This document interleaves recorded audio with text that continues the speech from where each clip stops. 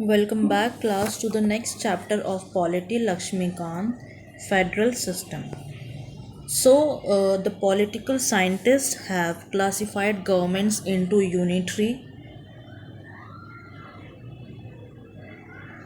and federal on the basis of nature of relations between national government and regional governments. By definition, a unitary government is one which in which all powers are vested in the national government and regional governments, if at all exist, derive their authority from the national government. And the federal government defines that is one in which powers are divided between the national government and regional government by the constitution itself, and both operate in their respective jurisdiction independently. So there are features of the federal system and unitary system both. The first, we have the features of the federal system. First one is dual government, that is constitutional establishes a dual polity consisting of unitary as center and state at periphery. Each is each endowed with sovereign powers to be exercised in the field assigned to them respectively by constitution. Union government deals with the matters of national importance like defense, foreign affairs, currency, communication, and so on, and the state government, on the other hand, look after matters of regional and local importance like public order, agriculture, health, local government, and so on. Second one is written constitution. Constitution is not only a written document but also the lengthiest constitution of the world, and originally it contained 395 articles and 8 schedules, but at present it has 470 articles and 12 schedules, and it specifies the structure, organization, powers and functions of both central and state governments and prescribes the limits within they must operate, and it avoids the misunderstanding and disagreements between two. Third one is division of powers between center and states. So the constitution divided the powers between center and states in terms of union, state and concurrent list. The union list consists of 98 subjects, state list consists of 59 and concurrent list consists of 52 subjects. Both center and states can make laws on subjects of concurrent list, but in case of conflict, central law will prevail and residuary subjects are given to the center.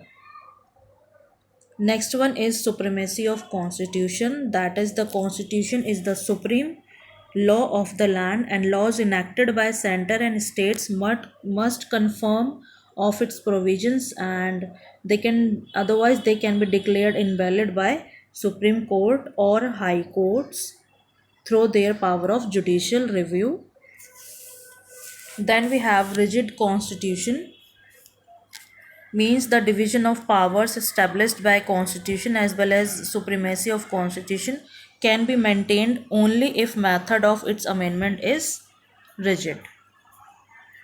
Hence the constitution is rigid to extent that those provisions which are concerned with federal structure can be amended only by joint action of central and state governments.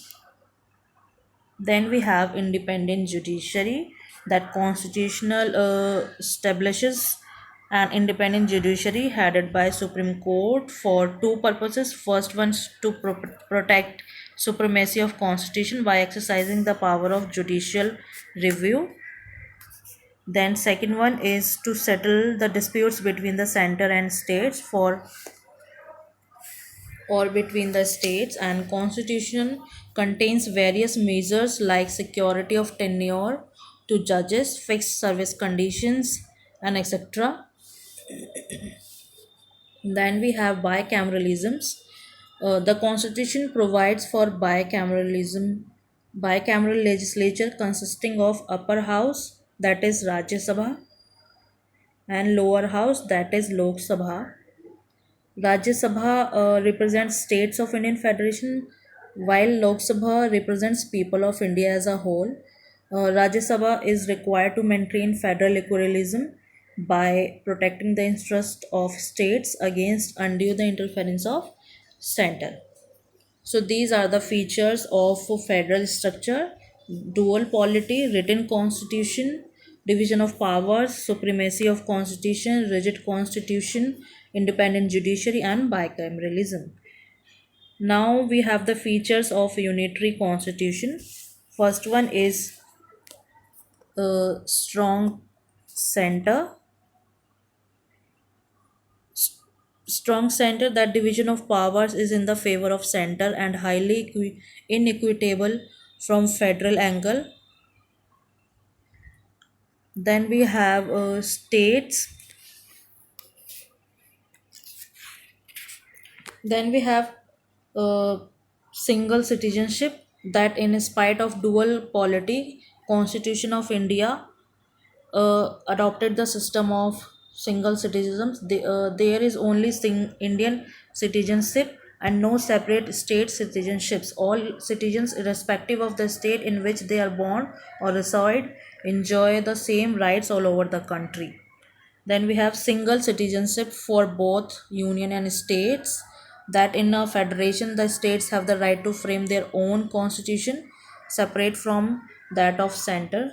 In India, on the contrary, no such power is given to states, and Constitution of India embodies not only constitution of center but also those of states.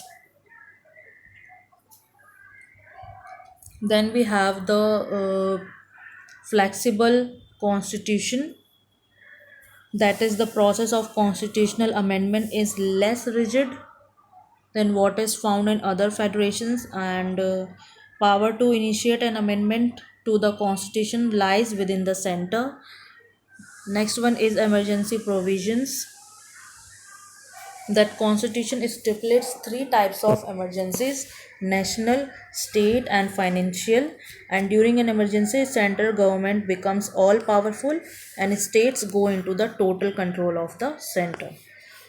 And we have integrated judiciary, that a single system of courts enforces both the central laws as well as state laws.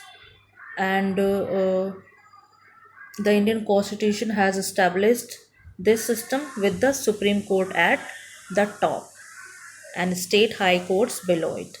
Appointment of governor, that the governor, who is the head of the state, is appointed by the president, and he holds the office during the pleasure of the president. He also acts as an agent of the center. Through him, the center exercises control over the states. Then we have power of parliament to create all India services, that it has the power to create all India services uh, by the law, that the law passed by the state for the all India services. Parliament power laws on the state lists, that the parliament is power to legislate on any subject of statelets if the Rajya Sabha passes a resolution to that effect in the national interest. So we have seen both the features of unitary features and the federal system features. Thank you, class.